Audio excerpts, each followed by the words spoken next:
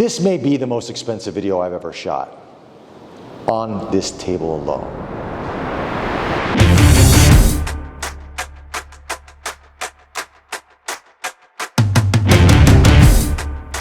This is the Komodo-X. I know I've never unboxed a RED before.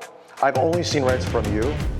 So this is gonna be, wait, let's take a look at the box here. Let's just take a look at the box before we get into this. Take the knife away from me. So we got the Komodo-X here, right here on the side. Very nice box. It's got sort of a really good presentation with the ribbon right there, so you can open up the box and feel like this is the first red ribbon they have. First it was red all ribbon? black before, even on the Stormtroopers. Look at that. A little bit of a trivia for you. What is the first red box that has a red ribbon? The Komodo-X. Anyway, all right, Peter, let's get down on cutting this thing open. I mean, you've already unboxed it one time. You shouldn't be too nervous. No, I'm only nervous about the knife. Okay, good. Could have used a pen. That's what I do. By the way, what's the retail price for the Komodo-X, for those who are wondering? 10,000 USD? USD. 10,000 USD plus shipping, right? Plus tax. Plus tax and shipping. All right, there we have it. There it is, the Komodo-X. So, before we unbox this, let's go through some of the differences. What are some of the differences we're going to see from the Komodo-X and the Komodo?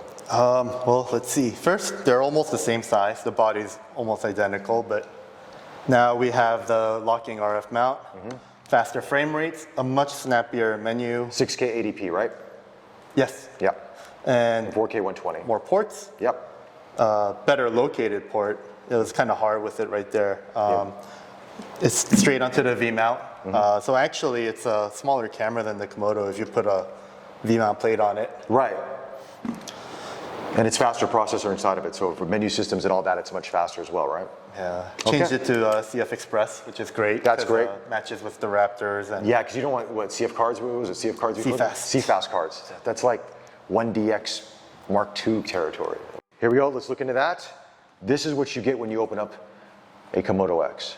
Presentation is key. I think RED knows exactly what they're doing with these kind of things. So let's take this out. Is this the, how do you get this out? You gotta pull it out like that, right? I just yank it. Ah, is there anything here? Or is it just logo? Logo. All right, put that aside. And what do we have here? Inside, we have what looks to be the Komodo-X. See that? Good. Let's see what are on the side here. This is, we have a case. It's an AC adapter. AC adapter. It's very light, very lightweight. Looks like it's like a multi-purpose adapter, right? Then we have an antenna. Oh, I didn't know that. You didn't know that, see? I've never opened, I've only taken the camera out on all of these. I never looked at anything else. That's why I'm here, folks, is to help you out with this. Okay, we also have a wall plug. And a sticker. You got a sticker too. Okay. Well, we know who didn't really look through the box of their first RED Komodo-X. That's why I'm here to help you out, Peter. Okay, what's on the side of this here? We've got a RED sticker, good to put on your car, your motorcycle, to let people know that you own a RED. And then we've got the power brick here to charge up your camera. Keep that going. This is pretty massive. Yeah. Yeah, so there you have it, folks. Do they all have power bricks? They all have that, I think they do. You just have to unbox it and see it. I'm sure for the price of this, it comes with a way to charge it. You know what I mean? Yeah. You know, food for thought. You got to charge your camera, right? Yeah. Okay. Alex is like, yes. Okay. Moving in, let's take out the Komodo-X here. Wow, this is very lightweight. Okay. Let's put the box aside. First impressions. Now, okay, full disclosure here. I've tried your Bumblebee Komodo, and then I've tried your v-raptor, right? And I shot a few videos here on the channel with the v-raptor. This is really compact, very, very light. I love the V-mount on the back of this thing, as you mentioned before, and this RF lock, which does make things a lot easier, a lot more secure when you're holding this up. And honestly, this is a great little run and gun camera. Yeah. You know, fantastic. So we talked about, so 6K up to ADP, 4K 120, better processor for speed for the menu system. You know, ports have been enhanced. Even the bottom bracket here, this has been changed, so it's not so close as it was on the original Komodo. Spread out a little bit more for better stabilization. You know. Much easier for plates. Yeah, much easier for plates. CF Express Type B, lock door. There we have it. Now what do we have to do when we get a RED? we have to set it up. Do you have the stuff to set it up? So the stuff from the OG Komodo will work, which is nice. Okay, so it is transferable. So if you have a Komodo-X, most of this does work, right? I mean, I just like to use it like this. It's nice and simple. Yeah, actually you're right, with this grip on the side of it, it's very, very easy to use. Just kind of a run and gun like that and you're pretty much We good have to go. the DSMC3 monitor AV8 just brought over. Thank yeah. you, Shaw, for this. That's right. But this will work. It works on the v-raptor, so it's...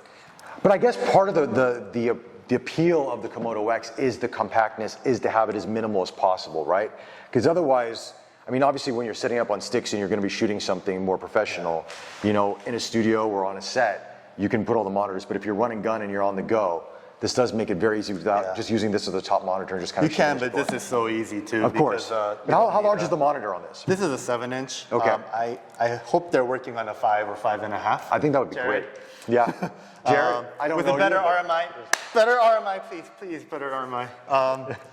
That's the thing that connects them. Yeah, I understand. I could talk a year about that, how great that thing is. Oh no, but the best part is you don't need to have a battery cable, you don't need an SDI cable, you don't need a control cable like you would with a Indy or Cine 7. It just plugs right in and automatically sends the feed up to the monitor, which is really cool. So I think once they get a 5-inch, it'll be perfect. Actually, 5 would be ideal for this. 7's great for the Raptor. You could even do, well, actually, 5-inch would be really, because why don't we put it on and find out? If you put a phone, because actually you can now, what's cool about the RED system. Oh, yes. You know, actually, that's one of my favorite things about the X is the Komodo was a 720 signal to the phone, but now you get 1080. And now you can wire it in as well. Unlike this, you needed the link adapter, but now you don't need that. I actually bought an Android phone just for this because... And plus you can also take advantage of the autofocusing system inside of the camera because it's RF mount. So then it can track, it can kind of do a continuous autofocus in a lot of ways and sort of track faces and things. The face tracking is actually quite good. Right, so that is a big appeal. So actually, let's say you have an iPhone mini. Now, they no longer make them, but if you have those, that's a great little monitor to have right on top of the camera system, on top of the camera. This is obviously a 14 Pro Max, which is quite large. 6 inches, but a 5-inch would be perfect, like you said. You're right there. That's a run and gun setup, and you're good to go. So, all right, why don't we set this thing up? All right, let's do it. Let's do it. Okay.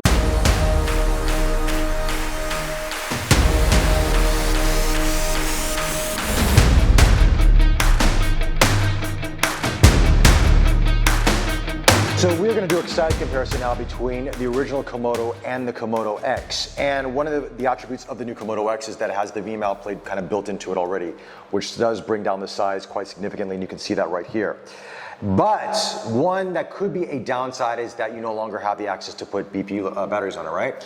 Yeah, I think some people do like that, especially because you can hot swap them, but you know, on set, I don't think anybody's really using it, except maybe on a gimbal, but right. I mean, in theory, yeah, it's just different. Right, so if you do want to use it on a gimbal, that might be, you could say a downside, but if you have a smaller V-mount battery, which you have right here, that could kind of, you know, be a wash, depending how you look at it. But one of the benefits, of course, with V-mount is you can tap into it, everything else, USB-C, or just kind of plug in whatever you want into that, right? Yeah. Okay, so besides that, obviously the differences we talked about earlier, of course, is the locking mechanism here on the front of this versus without that. And that's something that I think it just gives you a little bit more security, especially when you're using heavier lenses and cinema grade lenses that, right? Yeah, even if it's not heavier, if you're using a follow focus, then you know the lens will start wiggling on the RF mount itself, even though it's much tighter than probably an EF mount ever was, but you know, it still happens. All right, but looking at the top, looking at this here, it does seem like, is the monitor the same size? Looks like pretty sure it's looks the same size, yeah.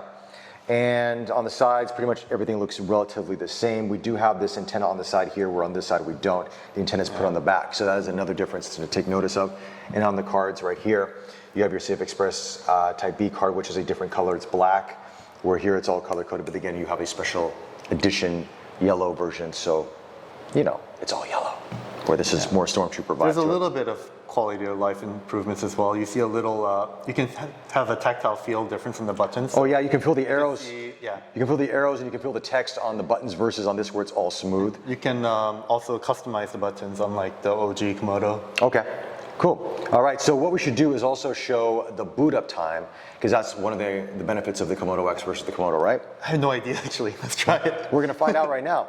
All right, so, yep. Three, Wait. Okay. 3, 2, 1, go. But maybe there's different graphics altogether. We're on the initials. Oh, actually the Komodo is faster. Now it's initializing. Yeah, now it's initializing. So the Komodo-X is a little bit slow to draw. We may have to talk to Jared about that one. There we go. There we go. Okay, so they're both up. So now let's kind of go through the menu system and see what's faster. 1, 2, 3, Actually, go. why don't you touch them on both? Okay. And then you could. So just scrolling up and down, the Komodo is a little bit slow. Oh yeah, this is much more responsive here on the Komodo-X. This is one thing you're going to notice right away. It's not iPhone level, but we are getting closer to good Android level, all right? This feels like almost like 2002 level of scrolling on the Komodo. The interface could be a little bit more polished on this in terms of the speed and the, you know, but this is really quick, very precise. Let's kind of go into audio. The monitor looks brighter too. We noticed this when we were shooting the comparison test. But here's the thing, there are screen protectors on this, so we're never going to see the full attributes of all this, but you know, tapping into all that, yeah, there's definitely a difference in terms of speed and just responsiveness out of the menu system. But yeah, I think that gives us a good idea of what we're looking at here. And then, yeah, let's go back to the top. There you go. You know, one of the things as someone that's new to RED that I did appreciate, and you talked to me about this too, is just how easy it is to use RED. And this is something for you guys out there who've never used RED cameras before. Actually, the interface is quite intuitive. Yeah. You know, thinking that it's a cinema camera, that you're going to be inundated. I mean, look, if you're used to using a Sony Alpha system, this is a walk in the park. This is very easy to understand. And I think to give RED credit, they've done a good job with so many features inside of it to make it very user-friendly, even for novices that are getting into this. But I think this kind of a camera is a good entry point for people that want to get into cinematography, huh? I mean, it's a step. I mean, you could obviously go into like a prosumer camera, a Sony Alpha system, a Canon system, even Nikon now with the Z9 and Z8. But when you want to get into cinema, this is a really good starting point, would you say? Yeah, I think so. I mean, every tool has its purpose. Like Sony's and Canons are also so they're fantastic. They're great now. Yeah. But you know, there's a lot of unique things about this as well. A lot, you know, most of all, it's R3D. Yeah, true. Having a global shutter is a little different as well. It's a completely different way of capturing motion and moving things, and not having a rolling shutter, even if it's a fast rolling shutter, is different from having a global shutter. Yep, for sure. So I think what we're going to do now is we're going to rig this up, mount it up with a lens. We're going to shoot some test footage and kind of give people an idea of what these are like compared. Komodo-X. Shall we do it? Let's just shoot with the X's. You want to shoot with the X's? He wants to shoot with the X's. All right, so what we're going to do now is we are going to rig this up. We're going to mount a lens onto it. What are you thinking for the lens? I think Alex wanted to shoot with the Lomos and JP wanted to shoot with the Blackwings, so we'll go with that maybe. Okay, Lomos and Blackwings it is. On the Komodo-X, let's check it out. Well, Are you really going to shoot? Mine's a little bit hot, but it's okay. You want to press record now? Yep, I'm recording. Yep. And the record button on my left.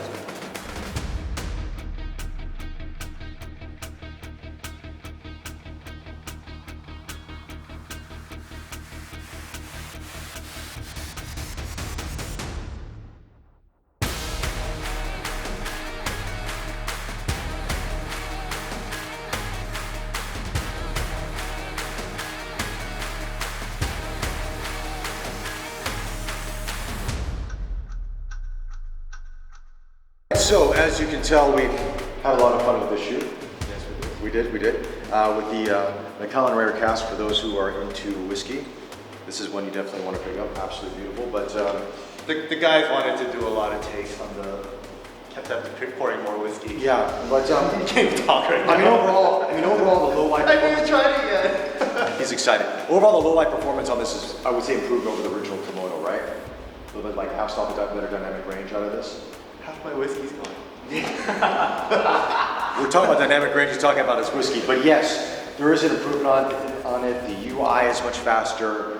Obviously, you can rig it up however you want to, just like you could on the original Komodo, but I think this is a marked improvement. I think a lot of you out there who have the original Komodo that want to upgrade, this is a worthy upgrade. And for those of you who are looking to get into RED, this is a very good entry point. Around 10 grand USD, you get a very formidable camera, 6K 80p, global shutter, and it's going to be something that's going to last you for quite some time. And plus, then you got to think about investing in lenses. and that's where that comes into play. So, guys, if you like this video, subscribe to the channel. Thanks, Peter, once again. Alex and Aaron from Portugal just showed up. Literally just showed up. 17-hour flight.